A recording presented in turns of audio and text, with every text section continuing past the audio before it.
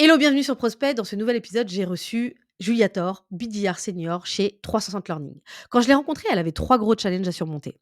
Aucune expérience en vente, 3 enfants à gérer et enfin une culture de boîte 100% remote. 2 ans plus tard, je la retrouve et elle est devenue une top performeuse avec une moyenne de 120% d'objectifs atteints. Et l'an dernier, elle a même remporté la première place de toute la team BDR de 360 Learning. Du coup, je l'ai invitée pour qu'elle partage sa montée en compétences. On a abordé plusieurs sujets. Un, les ingrédients de sa réussite. 2, comment elle s'organise pour concilier vie de famille et performance. Et 3, comment la culture de management 100% remote de 360 Learning contribue à créer le 1% des meilleurs commerciaux. Je vous laisse découvrir ça. Bonne écoute.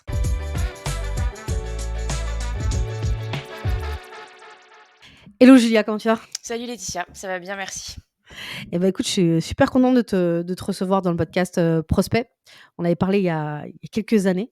Tu venais juste de prendre ton poste, chez 360 Learning. Donc ça fait maintenant 2 ans que tu es BDR, donc maintenant tu es une BDR senior, hein, on appelle ça comme ça, après 2 ans. Et je me souviens que tu avais 3 contraintes. La première, c'était, que tu étais débutante et que tu avais jamais fait de sales de ta vie et du coup, on était un peu dans une reconversion. Deuxième chose, c'est que tu avais 3 enfants et troisième chose, c'est que tu étais sur un poste full remote et donc c'était quand même beaucoup de choses pour réussir. On est quand même sur un job qui demande de la performance et donc c'est pour ça que je voulais, qu'on parle de ça, qu'on parle de comment tu as fait pour rentrer dans le job. Je sais que tu as des super performances, que ça se passe super bien et donc tu donnes tout simplement, quels ont été les ingrédients qui t'ont permis en fait justement de performer? Comme tu l'as dit, moi je m'étais fixé ces 3 règles. Je veux absolument travailler en télétravail. J'ai mes enfants, je veux pouvoir les gérer. J'en ai pas un, j'en ai pas 2, j'en ai 3. Donc je savais que dans tous les cas, il fallait que je puisse un peu trouver mon temps également pour organiser ma vie perso et en plus, je devais démarrer ce 1er poste et je voulais démarrer bien, dans une bonne boîte. Ça a été mon premier critère, c'est de trouver la boîte qui répondait à toutes mes attentes et de trouver la boîte qui était hyper organisée. J'allais pas rentrer dans quelque chose, qui était, pas processé, ça a été mes premières questions pendant mon entretien de recrutement. Comment vous vous organisez? Comment au quotidien vos équipes elles s'organisent? Est-ce qu'il y a un coach? Est-ce qu'il y a un manager? Toutes ces questions-là, elles étaient primordiales pour moi, parce que je savais que ça allait être des conditions de réussite aujourd'hui à mes performances et donc j'ai cherché, j'en ai fait plein des boîtes et finalement 360 Learning est arrivé, et c'est aujourd'hui, la boîte, hein, qui répond clairement à ces critères. 360 Learning, c'est une boîte où on est tous, les 400 personnes en full remote. Heu, ouais, c'est C'est assez incroyable. incroyable. Non seulement 400 on est personnes. en full remote, mais c'est pas que le full remote, j'ai envie de te dire, c'est vraiment, la philosophie, de travail qui fait qu'aujourd'hui, c'est assez exceptionnel de travailler, dans une boîte comme ça. Heu, Tu t'organises comme tu veux. On le sait tous, en tout cas tous mes collègues, le savent, tu t'organises comme tu veux. Il faut faire tes objectifs, il faut performer, mais par contre, tu le fais de la manière dont tu le souhaites. Et donc, ton rythme de travail, tu le gères comme tu veux. Ça, c'est vraiment l'asynchrone chez 360 Learning, c'est vraiment le pilier. Et c'est ce qui nous permet aujourd'hui de pouvoir gérer nos rythmes de travail. Et moi, c'est pour moi, c'est de l'or, quoi. C'est de l'or en barre. Je peux très bien m'organiser comme je le veux. Je fais mes sessions call quand je veux. Je fais mes tâches prio quand je veux. Et je peux même aller accompagner mes enfants à leur activité extrascolaire. Du moment que j'arrive à organiser ma journée de travail et que j'arrive à atteindre mes objectifs, et ben du coup, ta file est faite. Alors je sais que 360 Learning a une philosophie, qui est poussée, notamment qui était poussée par le fondateur, hein, sur une vision du management, bien spécifique. Il y a eu pas mal de tests et du coup là on arrive à quelque chose qui est vraiment réussi, qui marche, qui fonctionne et qui fait ses preuves. Mais alors on est quand même en fait là ce que tu décris c'est quand même, c'est le paradis, hein, c'est le paradis pour le sales. Mais, du coup, comment ça tient justement pour que quand tu arrives toi, qui ne sais rien, d'accord? Comment ça marche en fait que tu pas il y a quand même Ouais, en fait des skills à avoir. Comment tu fais pour monter en compétences et pouvoir savoir ce que faire ouais, bien pour avoir sûr. des résultats, quoi? Déjà, quand tu es en télétravail ou même quand tu es pas en télétravail, quand tu arrives dans une boîte, l'onboarding, c'est c'est ce qui fait tout. C'est ce qui va tout faire, ce qui va faire que tu vas prendre ton poste de la meilleure manière possible et que tu vas surtout vite le prendre. Parce que c'est vrai que moi, j'en discute beaucoup aujourd'hui avec des prospects qui viennent vers nous en me disant: «Bah, voilà, moi, je fais de l'onboarding, mais mon onboarding, il dure trop enfin, il est trop long, quoi. Ça met 2-3 mois et puis finalement, les objectifs, ils sont atteints en 6 mois. C'est pas ce qu'on veut. Comment réduire l'onboarding?» Et beh, c'est vraiment en mettant en place des process efficaces. Chez 360 Learning, dès que tu arrives, le premier jour, tu sais ce que tu as à faire. Nous, on travaille avec Trello, mais bon, il y a plein d'outils. En gros, tu as une espèce de map, de carte qui va te dire, voilà, pendant 2-3 semaines, exactement qu'est-ce que tu vas faire, qu'est-ce que tu vas voir, qu'est-ce que tu vas apprendre. Tu auras même des évaluations hein, positives pour t'améliorer, pour dire que tu es prêt, entre guillemets, à prendre ton poste. Mais ce temps d'onboarding-là, il est primordial pour pouvoir prendre ton poste de la meilleure manière. Et donc, c'est ce qui s'est passé. Je suis arrivée chez 360. J'ai enchaîné 3 semaines d'onboarding. Donc, j'ai passé aucun call, j'ai rien fait. J'ai juste lu, appris, entre guillemets, pendant 3 semaines sans prendre mon téléphone. Alors ça, c'est hyper important. J'aimerais juste qu'on s'arrête là-dessus parce que en fait, on a un peu cette croyance-là dans les métiers de BDR qu'on prend ton téléphone, vas-y, on te donne une brochure, hein, tu la prends, on te dit: «C'est quoi ton persona? Voilà le client idéal, allez, prends ton téléphone et appelle». Tu as passé 3 semaines à lire.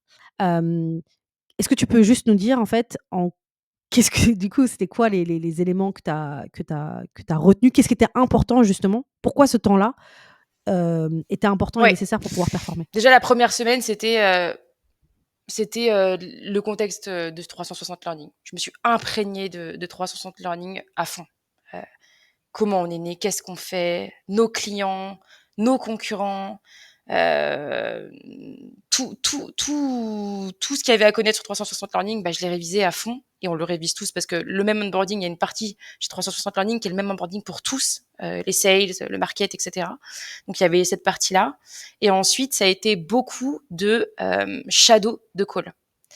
Nous, on utilise Gong, mais il y a plein d'outils et en fait, dans l'onboarding, chaque jour, tu vois un peu, voilà, un thème. Donc, aujourd'hui, on va voir, les contraintes, les objections et voilà les 10 objections que tu peux avoir qui sont le plus couramment, utilisées, par les prospects et voilà les réponses, que tu peux donner et pour ça, on te donne des calls et j'ai écouté des calls des BDR chez 360 pendant 3 semaines, pour que ça rentre et c'est ce qu'on fait toujours aujourd'hui, hein. Tous nos calls sont comme n'importe quelle boîte entre guillemets qui fait du télétravail chez les sales, sont enregistrés, réécoutés et constamment nos coachs, bah, ils font des reviews sur comment on peut mieux s'améliorer, comment on peut performer sur, certains sujets.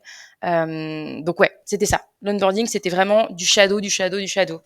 Et ensuite, du coup, en fait, bah, après, cette période de shadow, tu te lances à l'eau. Moi, ce qui m'intéresse, c'est toujours cette partie-là de OK, tu te lances à l'eau. Qu'est-ce qui fait justement ce fonctionnement de coach? En fait, j'aimerais bien que tu puisses, peut-être nous en parler. Comment tu as fait, en fait, pour, justement, bah, t'améliorer? Parce que j'imagine que tes premiers calls, c'était pas même si tu Ouais, en as absorbé beaucoup, ça ouais, devait pas être, incroyable, par rapport à tes calls d'aujourd'hui. Donc voilà, donc comment justement, tu as fait pour pouvoir t'améliorer, ouais. pendant toute cette période-là? Hem Que ce soit en fait, par rapport à ce que 360 Learning t'a Mmh. donné, mais aussi Bah, toi. déjà par rapport à ce que 360 m'a donné, c'est un maximum de ressources. On travaille en télétravail, on est en asynchrone, on a besoin d'avoir une bibliothèque immense de ressources pour tout. Donc ça, c'est au quotidien, on l'a tous entre guillemets en anglais sur notre écran. Ça, c'est hyper important. Et puis effectivement, il y a ce coach qui est primordial, aux équipes. Chez 360, chaque équipe, est segmentée, par exemple chez les sales, on est tous segmentés, par rapport à nos marchés. Chaque équipe a un coach. On dit pas manager chez nous, on dit coach. Ça va vraiment être la personne dédiée à ton équipe. Elle est uniquement là pour te soutenir, t'aider, répondre à tes questions et ça va aussi être la personne qui va être le porte-parole entre guillemets quand on a, des messages à faire passer, quand on a, voilà des discussions à 400 forcément, il faut un minimum s'organiser. Hem Et ce coach-là, du coup, il est présent tout au long. Donc moi, je suis là depuis 2 ans, j'ai toujours eu un coach 360 avec qui je parle régulièrement, donc toutes les semaines. On fait des coachings et du coup, le temps d'onboarding, il est encore plus poussé parce que du coup, ton coach, va te suivre dès le départ. Donc tous tes premiers calls, bah, ton coach va les réécouter, Tu vas faire des sessions pour dire, bah, comment tu aurais pu t'améliorer, qu'est-ce qui s'est passé, pourquoi ça s'est mal passé, quelles questions tu as manqué. Donc vraiment les premiers mois, ton coach est toujours là derrière toi pour entre guillemets, te t'aider. Donc ça, c'est une partie importante et au fur et à mesure du temps, forcément, bah, tu prends tes aises. Du coup, le coach est un peu moins présent, mais quand je dis un peu moins, toutes les semaines. C'est-à-dire qu'avant, je le voyais mon coach, tous les jours. Maintenant, je le vois toutes les semaines. Tu continues après 2 ans d'expérience de le voir tous les jours, malgré que tes chiffres, bah, tu les exploses un Ouais, peu tout le ouais. temps? Ouais, bien sûr, parce que c'est important de toujours pouvoir se remettre en question. Ça, c'est un peu une des philosophies, hein, chez 360 Learning. J'invite tous ceux qui connaissent pas trop la boîte à aller voir un peu la philosophie qui s'appelle Convexity, qui est assez particulière, hein, pour être honnête, on trouve pas ça partout.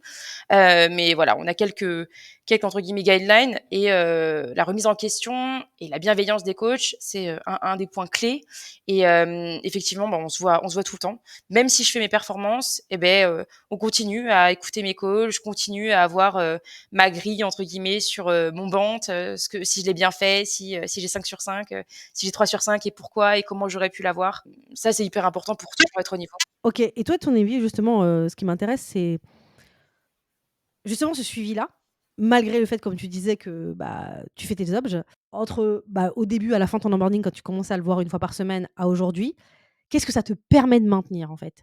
Qu'est-ce que ça te permet, en fait, comment tu vois, en fait, que ça te permet de progresser? Beh, c'est cette fameuse motivation qui fait que, forcément, après 2 ans d'asynchrone, de télétravail, tu prends tes aises, on va pas le nier. Tu es en télétravail, tous les jours de l'année. Il faut pouvoir se motiver, forcément tu as envie soit d'aller, loucher sur ta télé, soit d'aller faire, tes tâches, ménagères comme moi. Donc voilà, il y a un moment, il faut continuer à se motiver et c'est plaisant de savoir qu'il y a toujours quelqu'un derrière toi pour, entre guillemets, te soutenir et pour t'aider et si besoin te rappeler à l'ordre, si tu en as besoin. OK. Il y a un truc qu'on fait aussi que j'ai pas dit qui est hyper important, on fait ce qu'on appelle chez nous des areas of improvement. Donc bon voilà. En gros, on travaille tous les quarters sur, des axes d'amélioration, sur lesquels on a envie de se focaliser. Donc ça, c'est hyper important, on les définit nous-mêmes, donc ça, c'est vraiment volontaire, hein. Et quand je suis arrivée, ben moi, j'étais, junior, je voulais, du coup, j'avais tout à revoir. Comment faire un Bant, comment bien gérer un call, donc vraiment les bases. Et en fait, tu vas définir des axes d'amélioration, donc tu définis, voilà, moi, j'ai dit à ma coach: «Je veux travailler pendant 3 mois sur ça. Je veux me focus sur ça» et elle te dit: «OK». Bon, c'était une coach à l'époque et elle m'a dit: «OK, bah, comment tu penses qu'on peut y arriver?» Et du coup, je me suis creusé la tête, j'ai dit: «OK, bah, moi, je vais faire, 30 shadows, par mois de call avec, le BDR senior. Je vais faire, 4 roleplays par semaine avec, un AE» et en fait, on a défini ça, donc avec ma coach et du coup, ça m'a permis de m'améliorer et tu vois, tu définis des KPI aussi, hein, parce que beaucoup de boîtes font et tu vois si tu t'es amélioré, sur ça et chez 360, on a tous ce qu'on appelle donc des reviews tous les quarters, toutes les équipes avec le coach. On définit, bah, voilà, des axes d'amélioration sur le travail, ça permet de se focus sur une chose à la fois parce qu'on peut pas tout voir. Quand on est BDR junior et qu'on arrive, on peut pas tout voir, tout faire en 2 mois, c'est impossible. C'est très intéressant en fait ce côté, progression, dans le temps, ce côté, tu as toujours besoin d'avoir des gens parce que finalement la l'explosion de tes targets, c'est aussi parce que tu es motivé.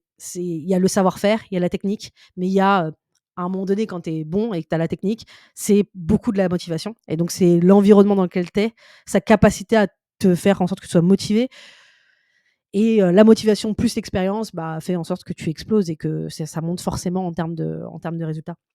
Je trouve ça hyper intéressant. Alors du coup, moi j'aimerais bien parler d'un truc parce que c'est hyper rare, en tout cas, moi à l'époque quand je t'avais rencontré, c'était hyper rare d'avoir, en tout cas des sales qui sont mamans avec 3 enfants, et puis à l'époque ils étaient pas hyper grands quoi.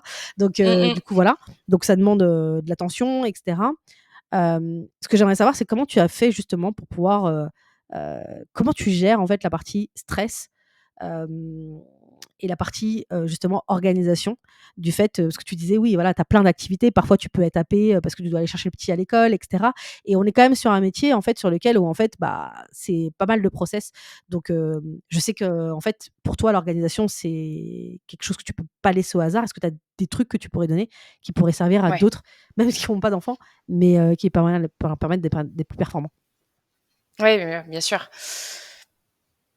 Mais pour moi, l'organisation, c'est un tout. De toute manière, qu'on soit mère ou père ou pas, si on est sales, n'importe quel sales le sait, la rigueur, ça va être l'une des causes de réussite Mmh. de ta perf. Mmh. C'est important d'être rigoureux et du coup, moi, entre guillemets, j'ai plusieurs pans d'organisation. Le premier, c'est, la première règle, elle est toute simple, tout le monde la connaît, c'est: organise ton agenda.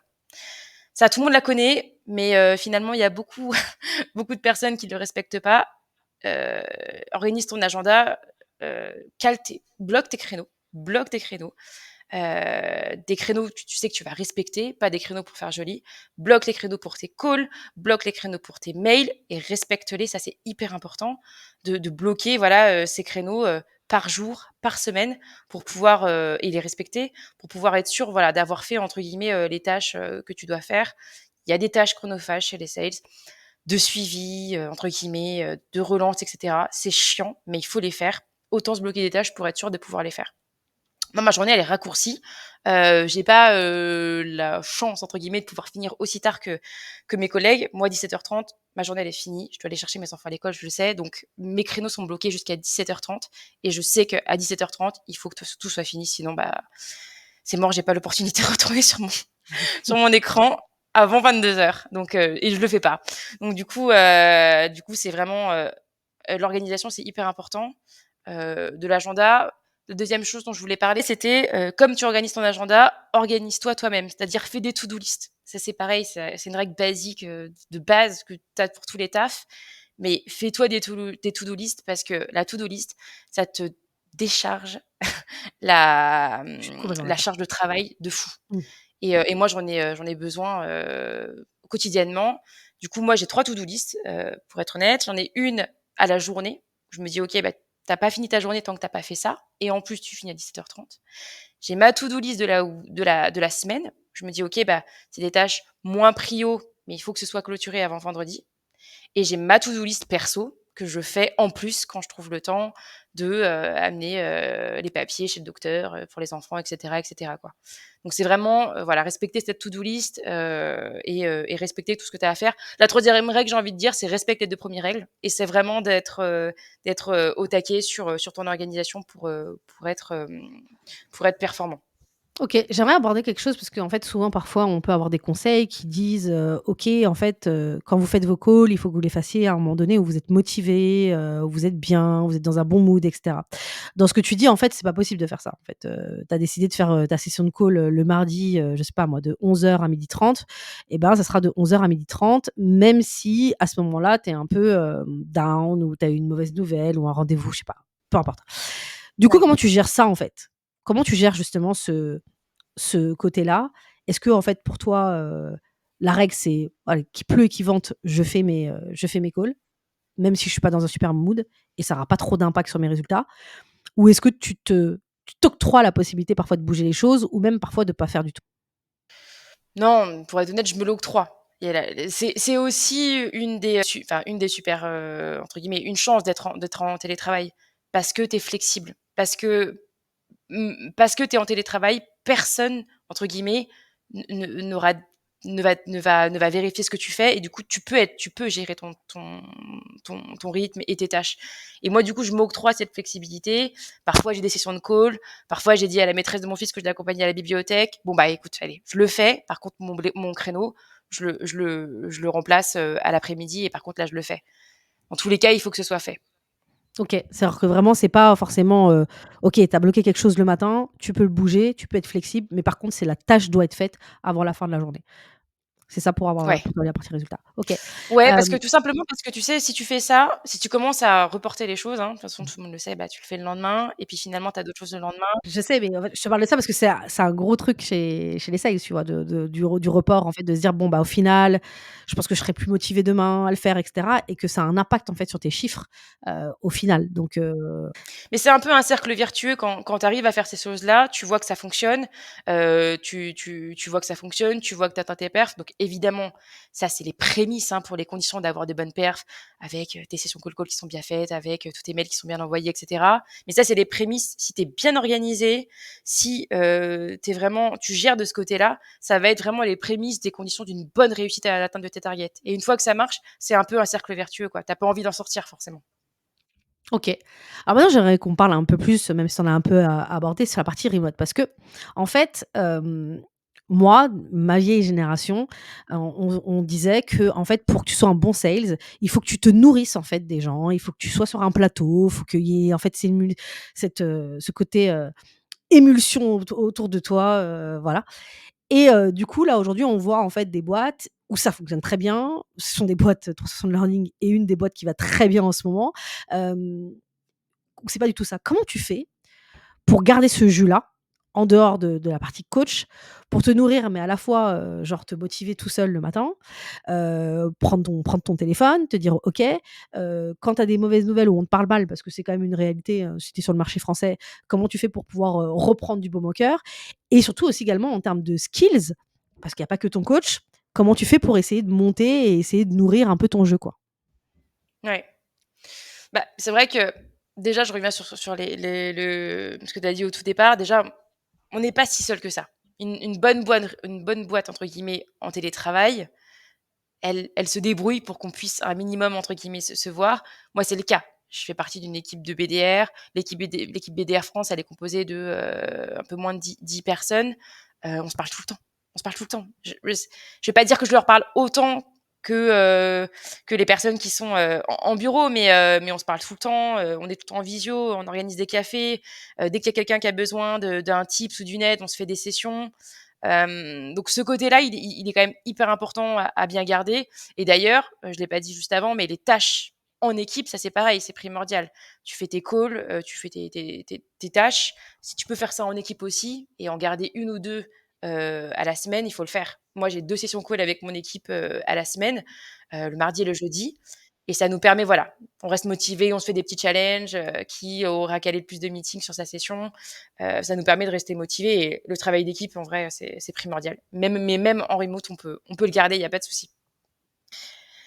Hem et comment je reste motivée? Dans mon cas, pour être honnête, il y a plusieurs choses qui fonctionnent. Déjà chez 360, je pense qu'ils ont assez bien compris le pan entre guillemets «challenge». Oui, j'organise souvent des challenges. Quand tu es sales, tu kiffes quoi. Franchement, voilà, des petits challenges, c'est même pas le fait de gagner le prix, quoique, pour être honnête, j'ai gagné des billets d'avion, il y a 3 mois, j'étais très contente. Mais Waouh! Ah oui, d'accord, en fait, ouais. c'est le challenge avec des prix, genre, C'était le qui te ouais, donnent envie, quoi. c'était un beau prix, ouais. C'était un super cadeau. Du coup, je vais pouvoir emmener mes «enfants» entre guillemets, en vacances. Donc ça, c'est super cool. Mais effectivement, les challenges comme ça, qu'il y en a un gain ou pas, ça te permet aussi de te dépasser. Tu as toujours envie enfin les sales, on n'a pas tous le même caractère, mais voilà, la culture un peu de la win, tu as envie d'être un peu le premier. La compète, ouais. Ouais. Donc ça, rester motivé à travers des challenges et cetera, c'est pas toutes les boîtes qui le font. C'est pas pour tous les profils, mais en tout cas chez nous ça marche et encore une fois, le fait de ce cercle vertueux, une fois que tu as atteint tes targets, hem, quand tu es bien rémunéré, tu as juste envie de pas laisser ça quoi, tu vois? Tu as juste envie de tu juste envie de toujours être dans ce cercle, de toujours atteindre tes targets, de toujours, performer, de toujours faire plus. Hem il y a beaucoup de choses. Il y a aussi le fait de la il y a aussi l'axe de la mobilité. Tu vois, chez 360, on c'est quand même assez processé aussi pour monter. Tu sais comment tu peux le faire, tu sais de quelle manière tu peux le faire. Une des conditions pour, pouvoir devenir AE, devenir, et monter, c'est l'atteinte de ses targets. et OK. c'est l'atteinte de ces axes d'amélioration, les areas of improvement que je t'ai parlé tout à l'heure. Tu vois? OK. Donc c'est vraiment ça, on c'est des métriques vraiment qui sont regardées tous les jours, enfin tous les jours, qui sont regardées par les équipes, et c'est des choses qui sont, sine qua non si tu veux bouger quoi, si tu veux monter en haut, je veux dire. OK. Et du coup, ouais, donc en fait, beaucoup de finalement de travail d'équipe et on n'était pas toute seule chez toi à t'organiser et cetera et finalement, bah, quand tu as un petit coup de mou, tu peux aller te faire un petit challenge avec, un billard ou plusieurs billards pour pouvoir, te motiver. Il y a un truc intéressant que tu as dit, c'est que, bah, en fait, ça fait quand même 2 ans. Je suis partie des encore, il y en a pas tant que ça, même si, je commence à en rencontrer de plus en plus et donc c'est cool en France d'avoir des gens qui font le billard plus d'un an, voire plus d'un an et demi. Je crois que tu as envie de continuer à rester billard, sur encore un peu de temps et donc du coup, en fait, justement, qu'est-ce qui te, pourquoi en fait, justement, tu as envie de rester bidillard, voilà, encore? Pourquoi tu es resté, bidillard, 2 ans? Hem et qu'est-ce que tu conseillerais justement à quelqu'un qui veut se lancer dans ce métier? Alors, je veux monter, je suis pas hyper pressée comme certains, c'est vrai. Je veux prendre mon temps parce que ça c'était important pour moi, voilà, d'avoir les bases pour évoluer ensuite. Pourquoi je suis restée pourquoi ça fait déjà 2 ans que je suis chez 360? Parce que ça se passe bien, mais parce que aussi toutes les conditions font que ça se passe bien et difficilement, tu vas lâcher une boîte qui réunit tous tes critères, les 3 critères qu'on a parlé avant. Moi, si jamais je rebouge dans une autre boîte, il faut qu'on soit en télétravail, il faut que ça puisse être flexible, que je puisse, gérer mes enfants comme je le veux. Il faut que, enfin, il faut que ça réunisse tout ça. Et que tu as un bon produit quand même pour, pouvoir atteindre tes targets? Parce qu'on le dit jamais assez, mais, pour avoir ces targets, il faut avoir un bon produit. Donc pas que les techniques, il y a pas que le coach, il y a un beau produit. OK. Ouais, il faut avoir un bon produit et il faut aussi avoir, c'est pas toi, c'est pas les BDR qui définissent leur target. C'est généralement, Mmh. c'est le market, la demand generation et cetera. Il faut avoir une équipe smart aussi qui peut, te mettre les targets atteignables et c'est ça. Moi, ça fait, 1 an et demi que je suis en overperf, c'est parce que c'est atteignable. Donc si je fais de l'overperf, c'est parce que peut-être je fais de l'extra mile et que ça marche, mais c'est atteignable et forcément, tu te dis: «Bon, la boîte, elle est smart, quoi». Heu, Si j'avais commencé et que j'aurais été dans une boîte pendant 1 an où, je m'étais donné à fond comme je me le donne aujourd'hui, mais que finalement les targets sont compliqués à atteindre et qu'il y a toujours quelque chose et que je vois que personne, entre guillemets, tu vois, l'équipe arrive pas, je serais pas restée. Tu as pas envie de donner, quand tu vois que ça bloque, mais dans une bonne boîte comme ça, fait que c'est effectivement, tu veux prendre ton temps. Mais Donc, si j'ai envie d'évoluer, c'est chez 360. OK. Donc moralité, sachez bien fixer des objectifs. Ah ouais, mais Ça c'est une grosse, totalement. c'est très important. OK, bah, du coup, on va conclure. Justement, je t'ai posé cette question-là. C'est quoi que tu donnerais comme conseil à un jeune qui veut faire ou une jeune qui veut faire, billard, actuellement? Pour pouvoir réussir à rentrer, tu as dit pas mal de choses, mais s'il y a un truc à retenir à la fin de cet épisode-là, pour rentrer dans le métier direct? Pour entrer dans le métier direct, ce serait de, «s'abreuver» entre guillemets de toutes les ressources possibles. Écoute OK. et de toute l'écoute, tu vois, ton podcast, tes podcasts, c'est une mine d'or, Moi, ce que j'ai fait, c'est vraiment, comme je connaissais rien, tu vois? Moi, j'ai fait un master en communication, je viens de la com, j'y connaissais rien, donc j'ai lu un maximum, j'ai écouté un maximum et finalement, quand tu cherches un peu, tu trouves plein de ressources, quoi. Et chez 360 Learning, pour te dire la vérité, il y avait un podcast à l'époque, hem et l'interview entre guillemets d'un BDR, qui expliquait comment il fonctionnait, les outils et cetera. Mais moi, je me suis imprégnée à fond et quand j'ai passé mon Trop bien. entretien, j'ai tout ressorti, tu vois? J'ai tout ressorti et finalement, bah, Génial. ils étaient contents, ils se sont même dit: «Waouh, elle a tout compris!»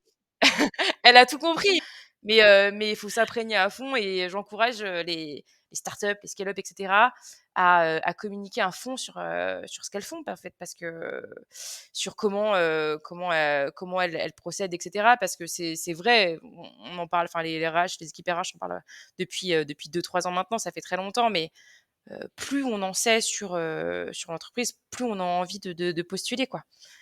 Hem Et c'est pour ça que 360, ils reçoivent des candidatures tout le temps parce que, ils communiquent à fond sur ça, sur leur process, sur comment ça marche, Sur la culture. sur leur salaire même, hein, sur plein de choses, hein.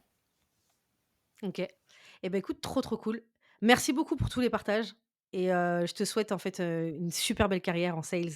Je pense que tu iras très, Merci. très loin et du coup voilà, bah, écoute, merci beaucoup.